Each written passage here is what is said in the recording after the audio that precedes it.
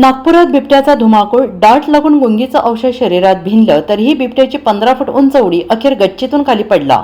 नागपूरमध्ये बिबट्याला पकडण्यात थरार. नागपूर शहरातील पारडी शिवनगर परिसरात गेल्या 2 दिवसांपासून बिबट्याच्या दहशतीमुळे नागरिकांमध्ये भीतीचं वातावरण निर्माण झालं होतं. अखेर या बिबट्याला आज सकाळी थरारक रेस्क्यू ऑपरेशन दरम्यान पकडण्यात वन विभागाला यश आलेलं आहे. या बिबट्याने पहाटेच्या वेळी केलेल्या हल्ल्यात 4 नागरिक जखमी झाले.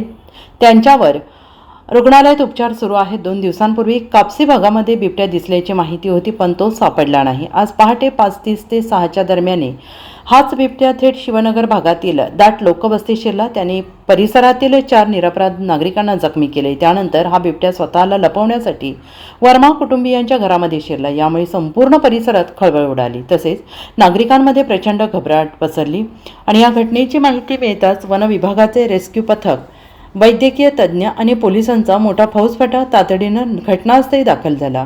परिसरात कायदा आणि सुव्यवस्था राखण्यासाठी तसेच बिबट्याला सुरक्षित पकडता यावे यासाठी कडक पोलीस बंदोबस्त तैनात करण्यात आला.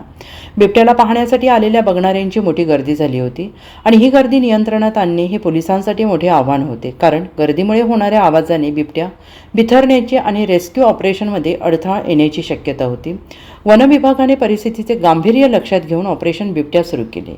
यावेळी सर्वप्रथम बिबट्या ज्या पांढऱ्या घरामध्ये लपला होता त्या घराच्या मुख्य प्रवेशद्वाराच्या बाहेर लगेच जाळी लावण्यात आली.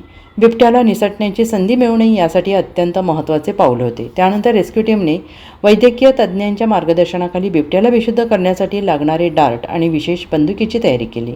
अत्यंत काळजीपूर्वक आणि बिबट्याच्या हालचालींचा अंदाज घेऊन तज्ज्ञांनी समोरील गच्चीवरून बिबट्यावर यशस्वीरित्या डार्ट फायर केला.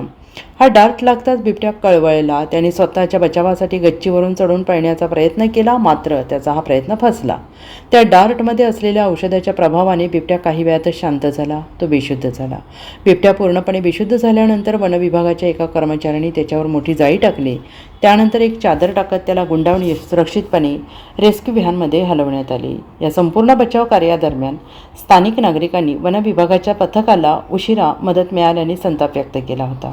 परंतु अखेरीस बिबट्या सुरक्षित पकडल्यामुळे सगळ्यांनी समाधान व्यक्त केले.